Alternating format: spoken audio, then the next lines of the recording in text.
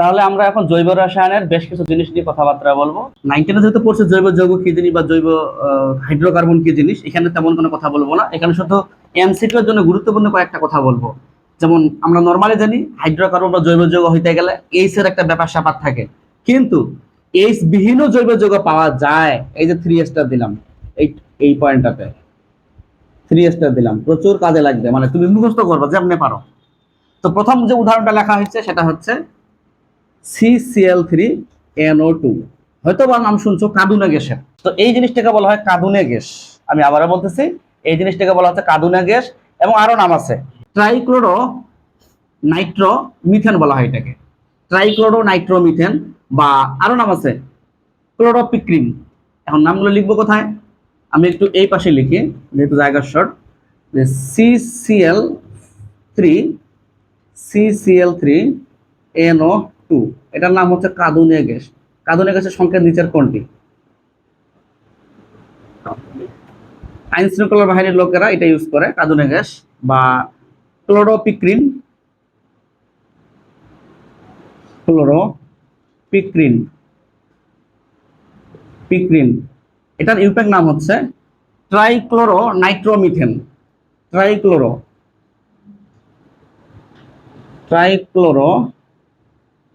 Nitromethane, nitromethane. কেন nitromethane বলা হচ্ছে? কার্বনের হাত চারটা হাতের মধ্যে আমরা যদি গবেষণা করে দেখি, গবেষণা 1 2 3 4, এখানে একটা ক্লোরিন, এখানে একটা ক্লোরিন, এখানে একটা ক্লোরিন। এই দেখো তো ট্রাইক্লোরো, আর এটা মিথেনের স্ট্রাকচার না? এখানে তোমার এইচ এর পরিবর্তে ঢুকে দিলাম NO2, এটাও যা এটাও তা, ট্রাইক্লোরো মিথেন বলতেই পারি আমি। সুতরাং ট্রাইক্লোরো মিথেনের নামই হচ্ছে কাঁদুনে গ্যাস বা ক্লোরোপিক্রিন বা ট্রাইক্লোরো মিথেন। মূলত পরীক্ষা যেটা পাওয়া যায় এমসিকিউ হিসেবে সেটা হচ্ছে এই হাইড্রোজেন বিহীন জৈব যৌগ নিচের কোনটি, এটা এইভাবে এমসিকিউ আসে। পাশাপাশি কার্বনিক গ্যাসের সংখ্যা নিচের কোনটি? ক্লোরোপিক্রিনের মাঝে মাঝে পাওয়া যেতে পারে, কিন্তু এর ইউপ্যাক নামটা কাজে লাগে না। আচ্ছা গেল। এরপরে আরেকটা এখানে নাম আছে গুরুত্বপূর্ণ, সেটা হচ্ছে COCl2। এটাকে কি বলা হচ্ছে? কার্বনিল ক্লোরাইড বলা হচ্ছে। এটাকে বলা হয় কার্বনিল ক্লোরাইড। এটাও নাকি তোমার এইচ বিহীন জৈব যৌগ, মানে হাইড্রোজেন নাই কিন্তু জৈব যৌগ। ঠিক আছে, তো এটার নাম কিন্তু আছে, নামগুলো কাজে লাগে খুব। COCl2, এটার নাম হচ্ছে, নাম শুনছো কিনা জানি না, ফসজিন গ্যাস। শুনছো কি? ফসজিন গ্যাস, বা খুব বিষাক্ত ফসজিন ফসজিন গ্যাস। এবং এই গ্যাসটা হচ্ছে বিষাক্ত। আচ্ছা পরে লিখি বিষাক্ত, আরেকটা নাম লিখি কার্বনিল ক্লোরাইড। Carbonyl chloride. কেন কার্বনিল ক্লোরাইড বলা হচ্ছে? কারণ এখানে সিও মূলক আছে, কোবাল্ট না কিন্তু কার্বন মনোঅক্সাইড, মানে সিও আছে। এবং এই জিনিসটা কিন্তু বিষাক্ত। এমসিকিউ, নিচের কোন গ্যাসটি বিষাক্ত এইভাবে ঝামেলা ফেলতে পারে। আমরা বলবো স্যার যেখানে পাবো এটা COCl2, সেটা বিষাক্ত গ্যাস। আরেকটা আছে CCl4 এবং CFC।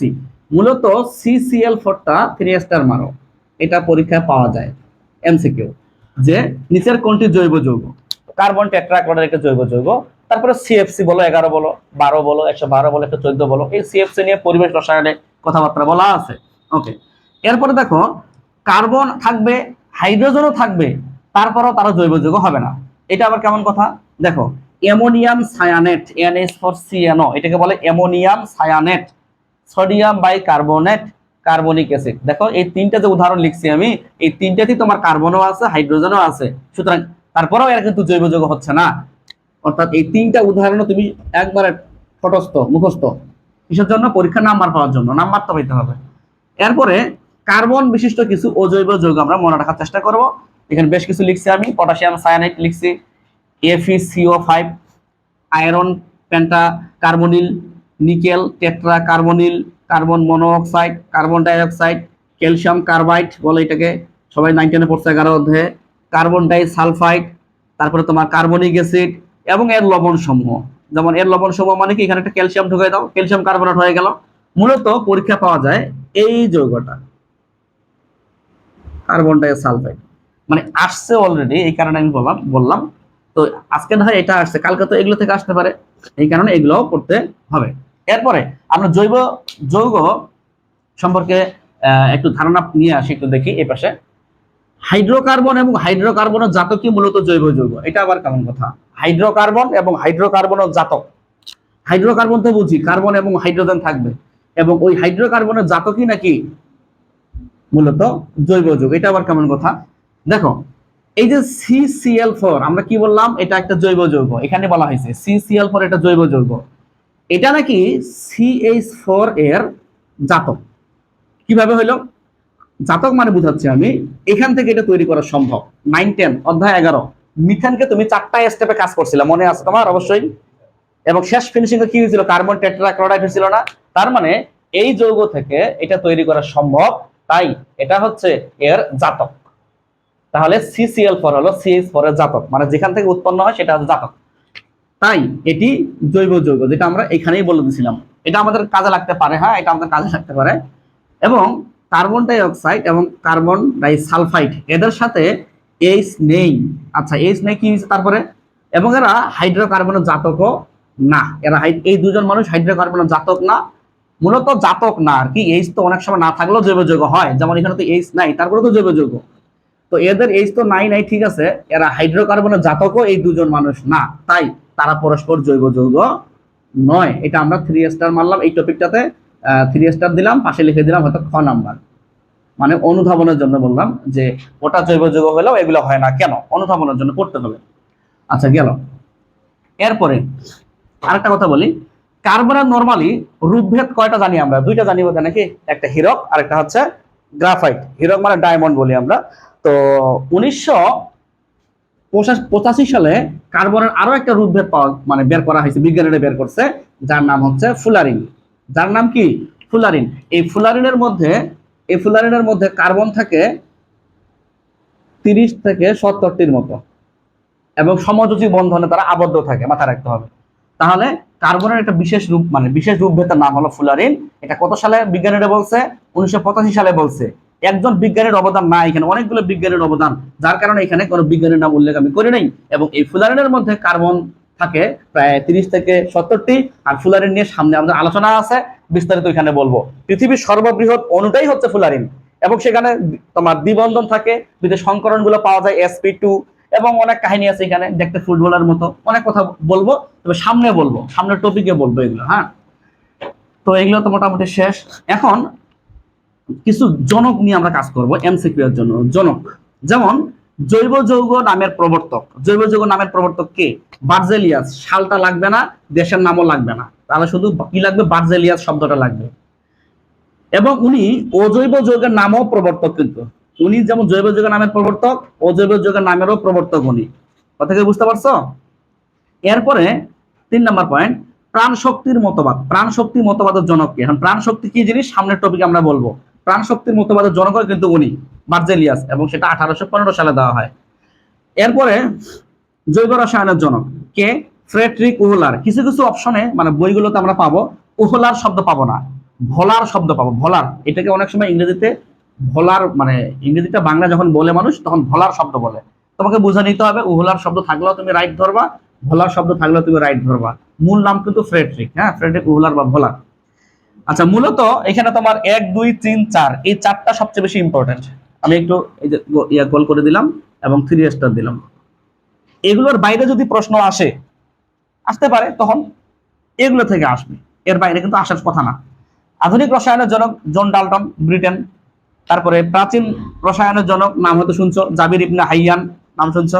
তারপরে এবার বলছে কি, কোনো নামে উল্লেখ করে নাই, আধুনিক বলো প্রাচীন বলো কিচ্ছু বলে নাই, খালি বলছে রসায়নের জনককে। তখন কি হবে? তখন বলতে হবে লেভোইসিয়ে।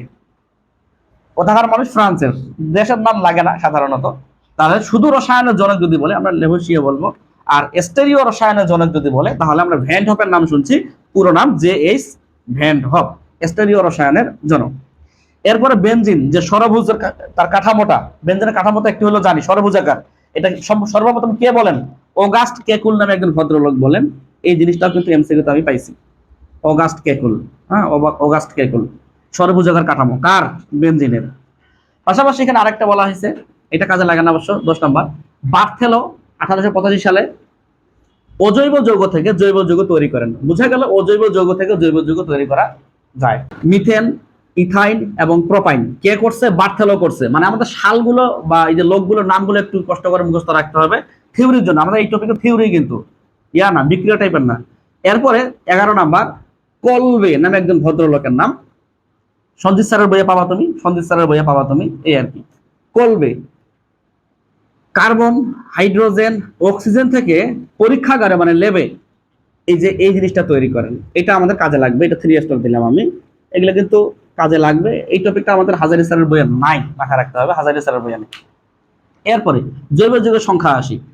জৈব যৌগের সংখ্যা নিয়ে কাহিনী হচ্ছে কি এরকম, 2021 সালের হিসাব অনুযায়ী বর্তমানে পৃথিবীতে 2 কোটিরও বেশি বা প্রায় 20 মিলিয়নের মতো জৈব যৌগ পাওয়া যায়।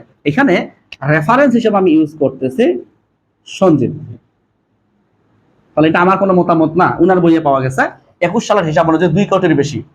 তারপরে আমরা আরেকটা হিসাব পাইছি 80 লক্ষের অধিক। এই 80 লক্ষের অধিক এই কথাটা আমি বলিনি, এটা বলছে তোমার হাজারি স্যার, হাজারি স্যার। আর প্রায় 90 লক্ষ এটা আমিও বলিনি, এটা বলছে লিঙ্কন স্যার। তার মানে বোঝা গেল ওদের মধ্যে গন্ডগোল আছে, এক একজন এক এক রকম কথা বলছে। কথা বুঝতে পারছো? আচ্ছা যাই হোক, এরপরে মূলত আমরা হাজারি স্যারের 80 লক্ষটাকে বেশি ফোকাসিং করবো, মাথায় রাখবা 80 লক্ষের অধিক, এটা 3 স্টার দিলাম। এটা আমরা মনে রাখার চেষ্টা করবো এমসিকিউ এর জন্য। এরপরে অজৈব যৌগের সংখ্যা, অজৈব যৌগের সংখ্যা 90,000 বা প্রায় 1 লক্ষের মতো বা 1 লাখের কাছাকাছি। তো আমাদের হাজারি স্যার যেটা বলছে প্রায় 1 লক্ষের কাছাকাছি বলছে, আর অন্যান্য কিছু রাইটার বলছে 90,000। তো মূলত আমাদের জৈব যৌগের সংখ্যাটাই বেশি কাজে লাগে, অজৈব যৌগের সংখ্যাটা কাজে লাগে না। তো এই হচ্ছে মোটামুটি আমাদের থিওরি অংশ, এগুলো একটু কষ্ট করে মুখস্থ রাখতে হবে।